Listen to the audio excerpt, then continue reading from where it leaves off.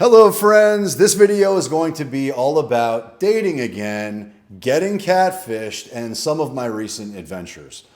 And let me correct that, or there we go. Better angle. All right, so it's been a minute since I made a video. I appreciate you guys sticking with me. If you find any value in this content, then please subscribe. If you'd like to support the channel in any way, there are links down below, which you can do so. It means the world to me. But I wanted to share some recent adventures. It's been tough. And if you've been watching for a while, you know I have been separated now for 10 months. And we are not officially divorced yet, but there has been a steep learning curve. And it's been very painful. I have felt very isolated, very alone. I felt like I've been waiting to be available on demand for my children, and frankly, I have not been very good at setting my own personal boundaries, but I'm learning and I'm doing better. One of the things that was revealed to me recently, which changed my perspective on even thinking about dating again, is learning that my ex is. And I won't go into a character assassination or anything like that, because the truth is, I want my ex to be happy. I want her to find whatever it is that she was missing in our relationship.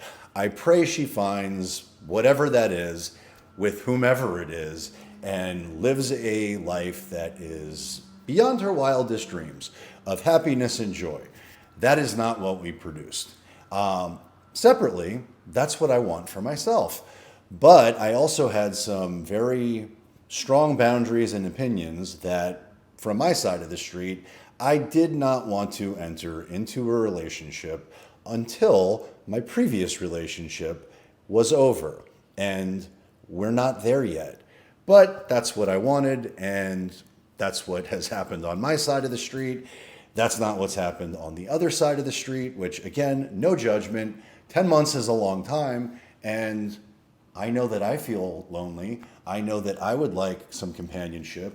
I just haven't been ready to open that door or pursue that in any real meaningful way, up until recently, to a small degree. Now, I know what I did is probably not what I should have done, but when I learn that there's somebody new and it seems to be more real than I'd like it to be, frankly, I couldn't help myself. So with that, I'm going to share my story here.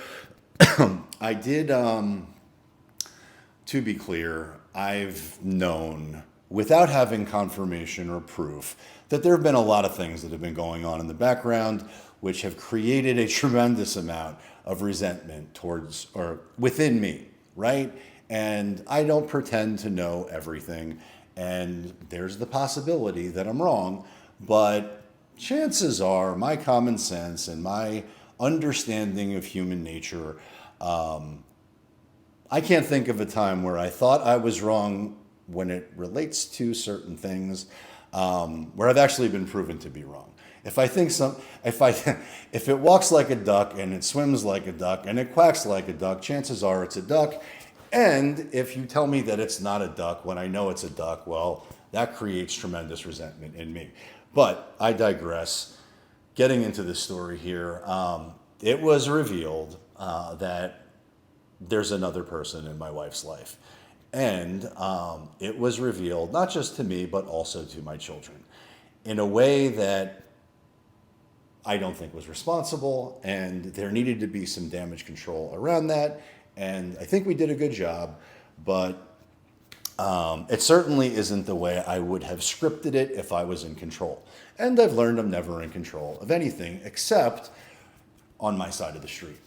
But long story longer, and I appreciate your patience, that's where I was at. It was revealed to me last week that this thing is happening, this thing is true, and I decided that I should take some proactive measures to at least put myself out there in some way that is, I don't know, easy, right? I'm very busy. I have lots of responsibilities, lots of things that monopolize my time and thinking and energy.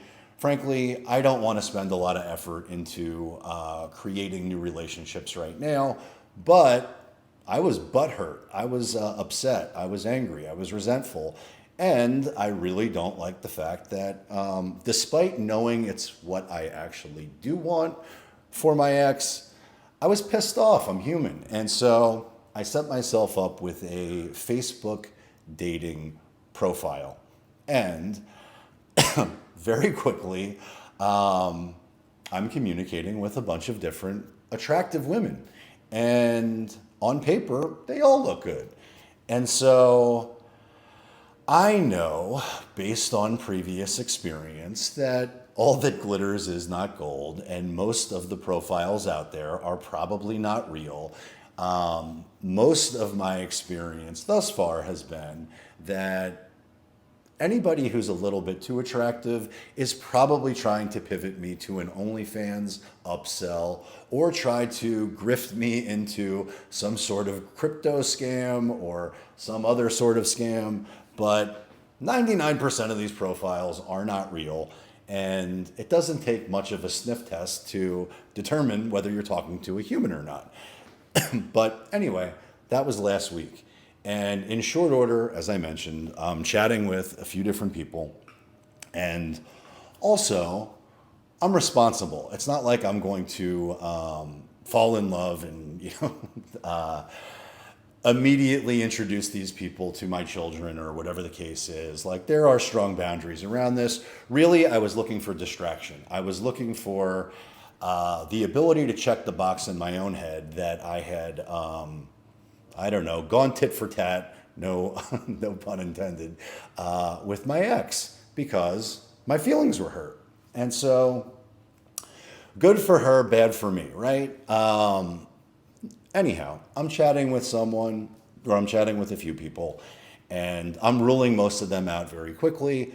But one day last week, I got a very attractive picture, or a very attractive profile, said we were a match, and we began communicating.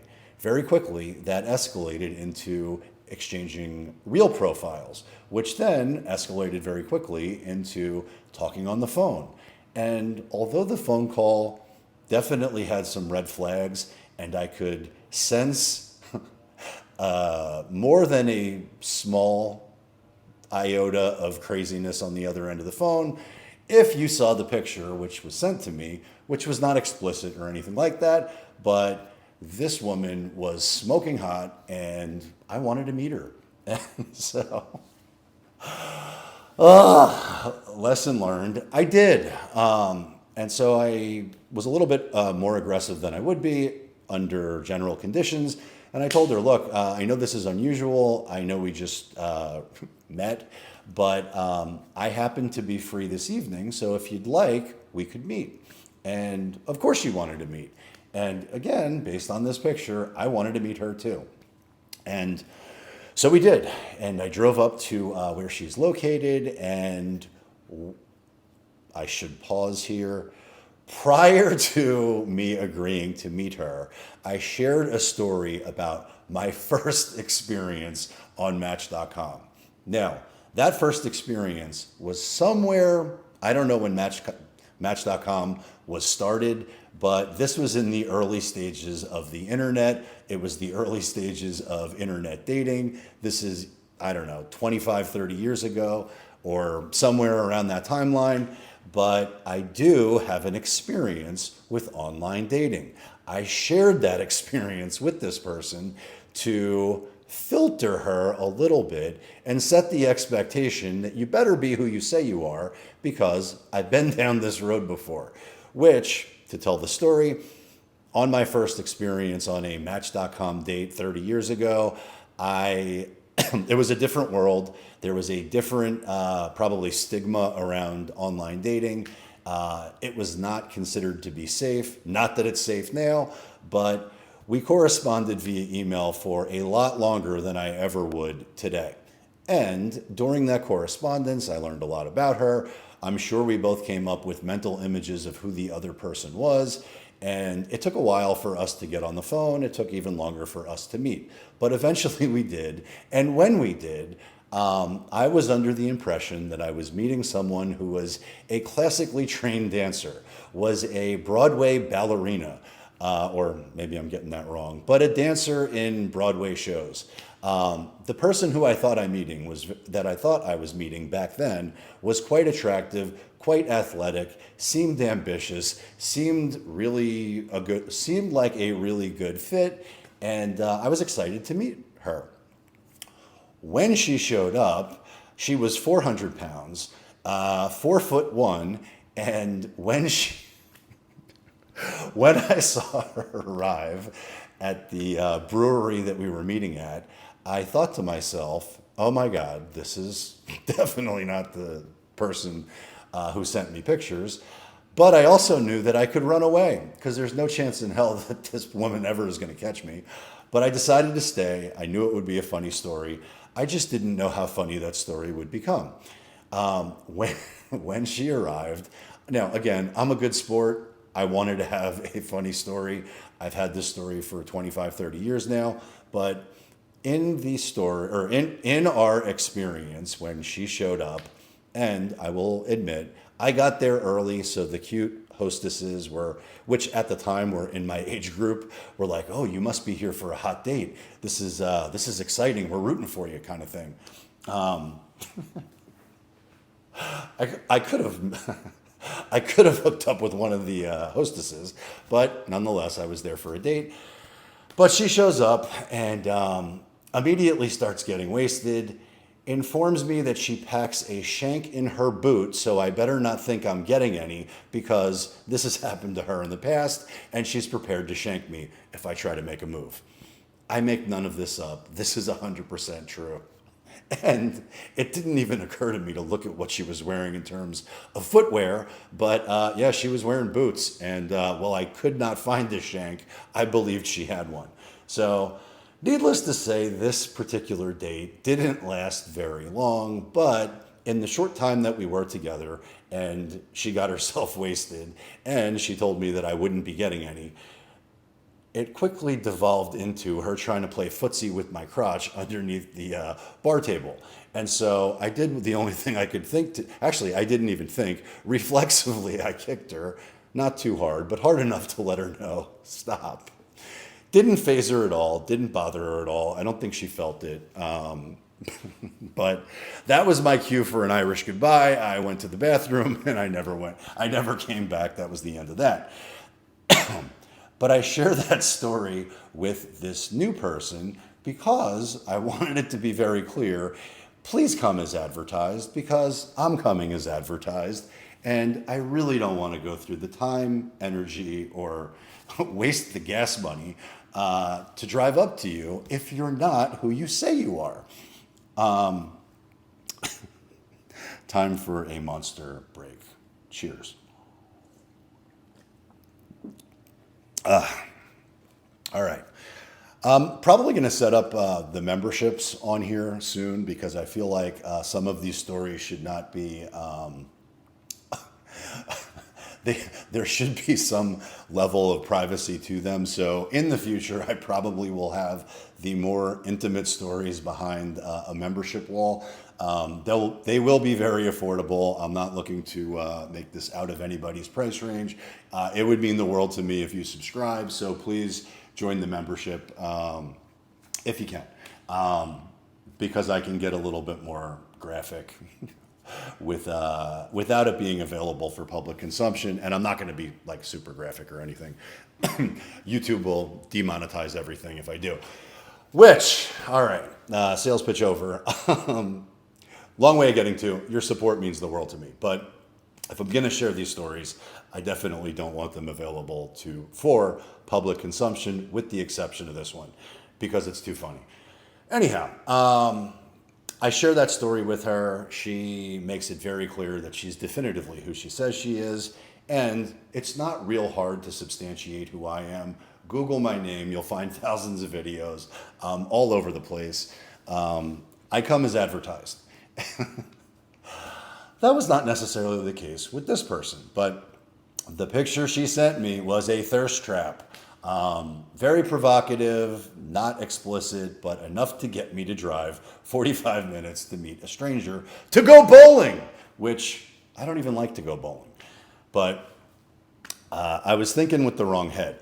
Anyhow, we go to, I meet her up at this bowling alley, and when I arrived, I quickly was disappointed to learn that the woman who arrived was minimum 20 years older than what she purported to be in her profile, 100 pounds heavier than what she purported to be in her profile, and also batshit fucking crazy. So I'm a good sport. I had already driven up there. I bowled a few quick frames and got out of there as quickly as possible, but I wasn't a jerk. I was nice, and we had a small bit of conversation as I was taking my shoes off, and in that she revealed to me some personal things about her previous relationship, which I'm not going to get into, but I was empathetic. I was, I gave her my ear and my best advice given what she had shared with me. I also made it very clear I would be leaving immediately, and so I did. And I drove home, and I thought nothing of it. I thought to myself, you got to kiss a lot of, kiss a lot of frogs to, I guess that's what it is, kiss a lot of frogs to find your princess, but I'm not interested in kissing any frogs at all. But you get the metaphor, right? So I'm going to have to get some reps in. I'm going to have to go on some bad dates. I'm going to have to meet lots of people in order to find what I'm looking for. And to be clear, I was seduced by this picture, which wasn't real. So I wasn't angry. I could have been. I can promise you there's a younger version of me that would have handled all of this very differently. But I was kind, I was respectful, and I got the hell out of there. I drove home, and I was pleased with myself that I had gone on the date. I was pleased with myself that I checked the box. I was pleased with myself that I got the bad rep in, because you got to get a lot of no's. In the sales industry, which is something that I'm in, I know that everything is a numbers game. You got to get a lot of no's before you find the yes. And so that's what I did. I came up with my own no, and I drove home, went to sleep, was pleased with myself, woke up the next morning early, ready to win the day, ready to get into it. And when I checked my phone, I saw that I had probably somewhere between 40 and 50 missed text messages. And I just knew I had hit the crazy lottery. So at whatever time it was, I want to say it was 3:30 in the morning, might have been 4 a.m., I don't know. But I looked at my cell phone with anticipation and excitement because I knew the crazy train had left the station. And when I read my text, I think the first one said something along the lines of, I had a great time, get home safe. And as I mentioned, I didn't see that until the next morning. It then descended into madness. F you, you're the worst person in the world. How dare you not respond to me? I'm sugarcoating this tremendously. But it went into, you're a little boy. It then went into, your wife is, and then a throw up emoji symbol, which made me kind of just scratch my head. I wondered if this person is blind, and I already know she's crazy, but if you have eyes and a brain and can see, she should have been able to tell that my ex is a 10 relative to who she is, which is a negative 10, but I digress.